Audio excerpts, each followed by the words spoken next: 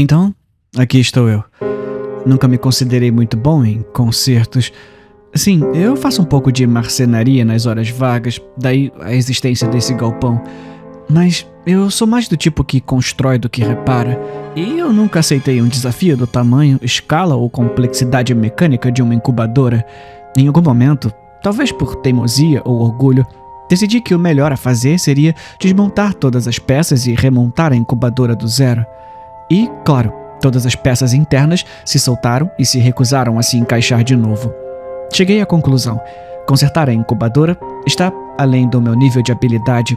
O mínimo que minha esposa poderia ter feito era me deixar um manual de instruções ou me explicar como diabos ela conseguiu quebrá-la tanto assim desde o começo. Mas não.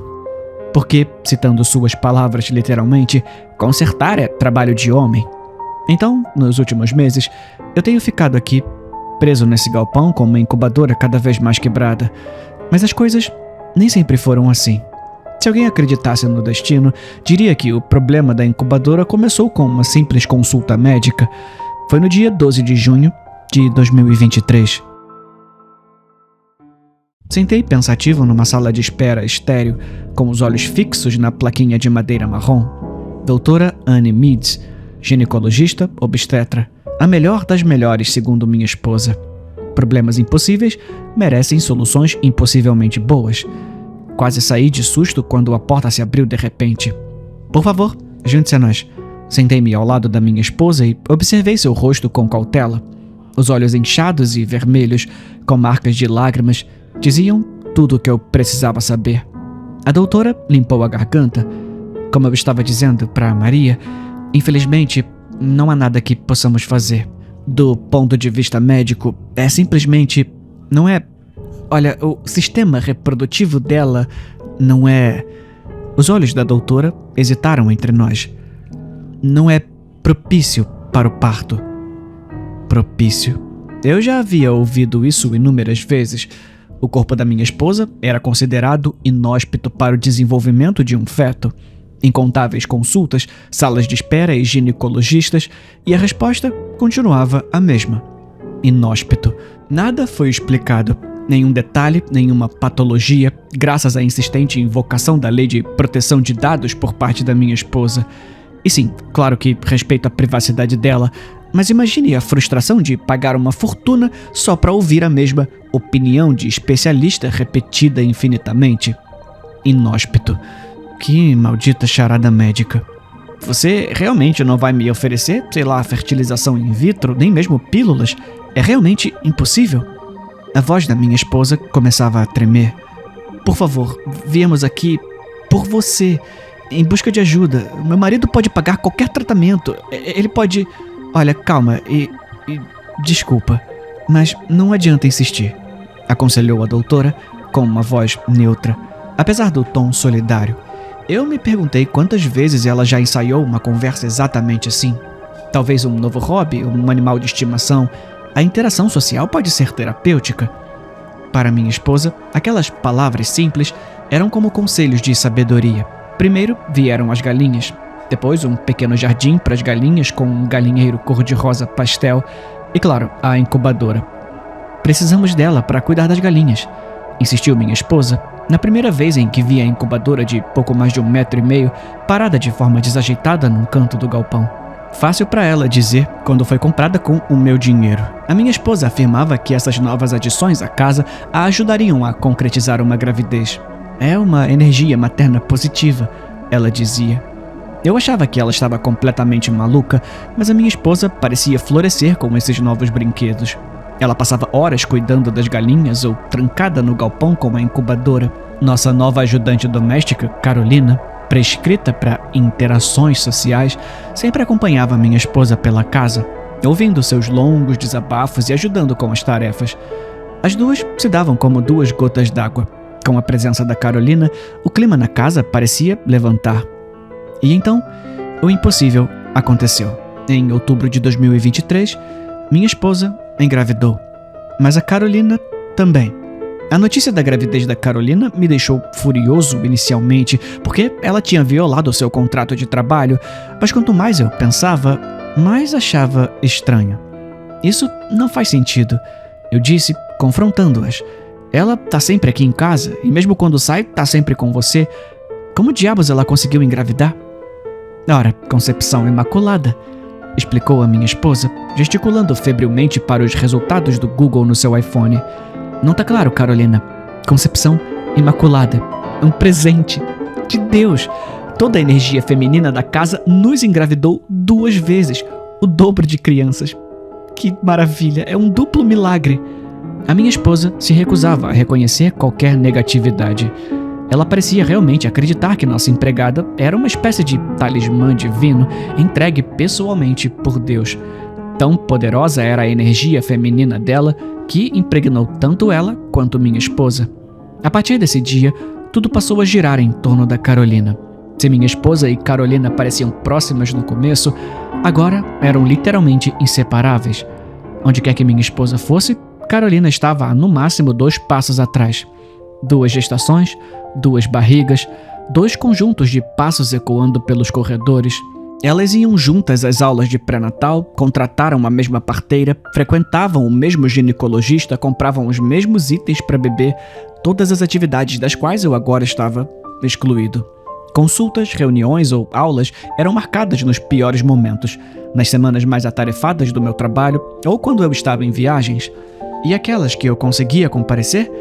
Bem, elas eram canceladas de forma quase azarada no último minuto e reagendadas para outro dia em que eu não podia ir.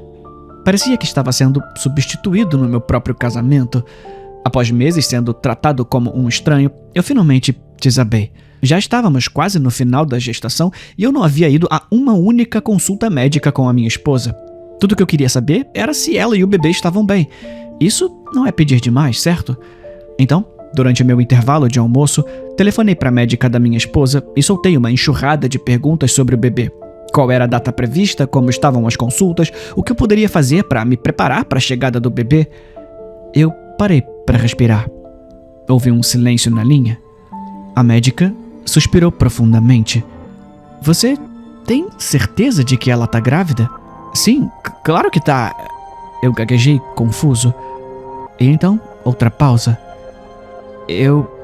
Olha, eu não deveria dizer isso, mas eu acredito que há motivos para se preocupar com a segurança dela. O quê? Ela tá bem? O bebê vai ficar bem?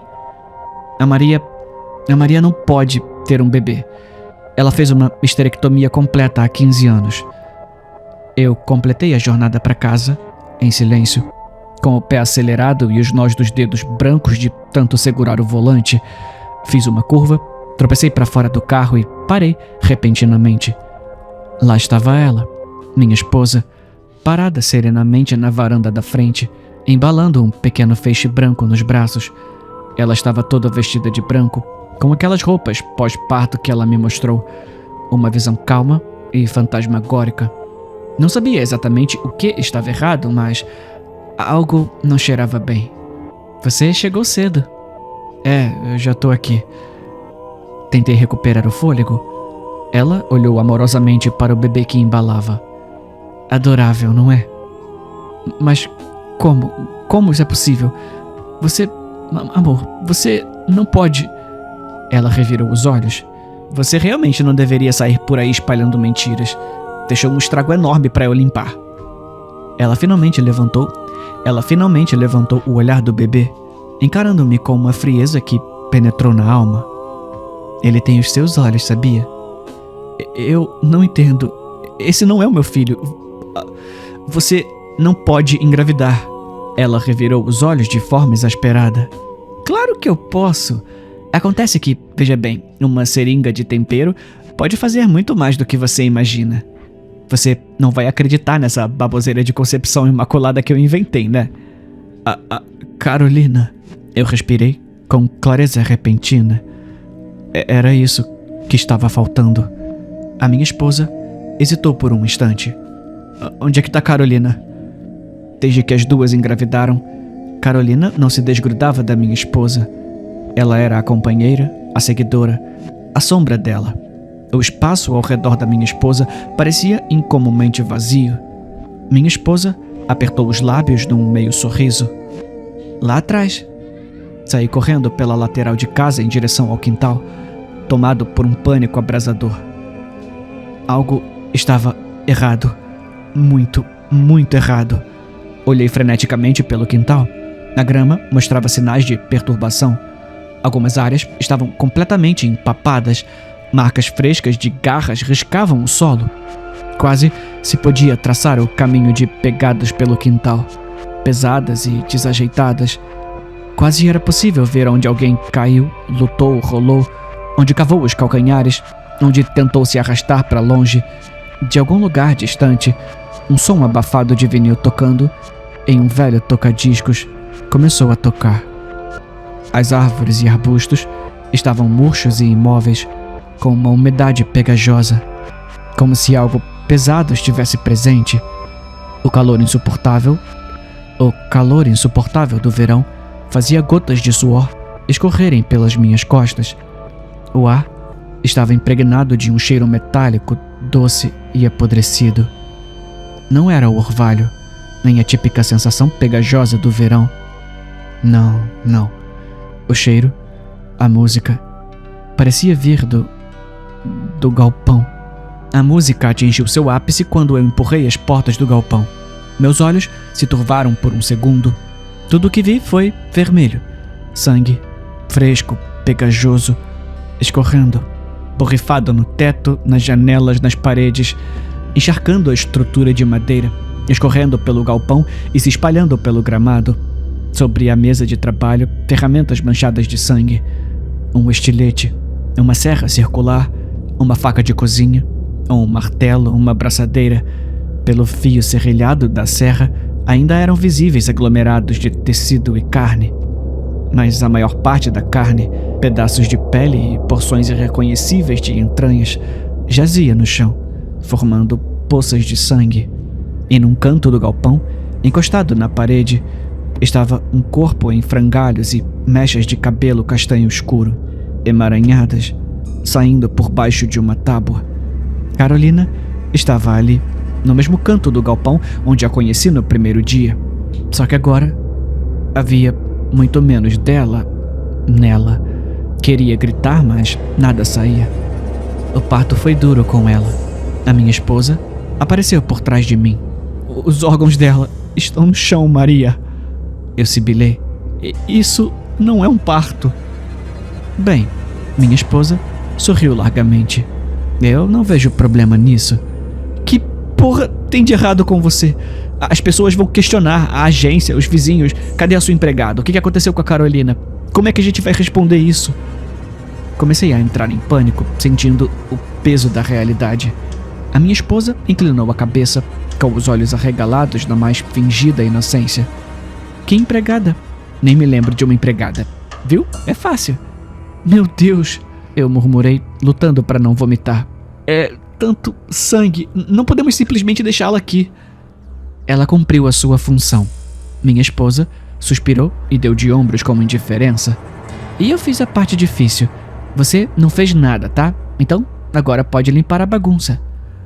Tudo isso só por causa da porra de um bebê. Nosso bebê, Clyde. Nosso bebê. E eu gostaria que você não xingasse na frente do George.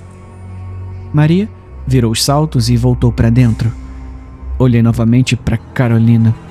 O toca-discos chiou e estalou. O corpo se mexeu um pouco. Maldita rigidez pós-morte.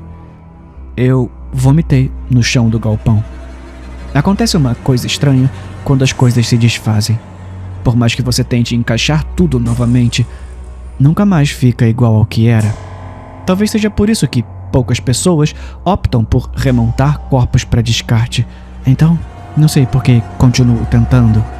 A limpeza foi a parte fácil, mas muito depois de todo o sangue ter sido lavado das paredes e de todos os restos terem sido recolhidos, algo ainda resta. Deitado de lado, completamente aberto, sentado no freezer do galpão. Está faltando algumas partes, mas tem demais para se colocar dentro. Eu tento e tento, mas as peças parecem ter vida própria. Apenas se multiplicam e crescem com o tempo teimosamente, sem caber de novo. Sinto como se eu estivesse perdendo a cabeça, enlouquecendo. A minha esposa diz que, se não chamarmos o problema pelo nome, ele vai embora. Então, pensando nisso, algum de vocês está interessado em uma incubadora quebrada?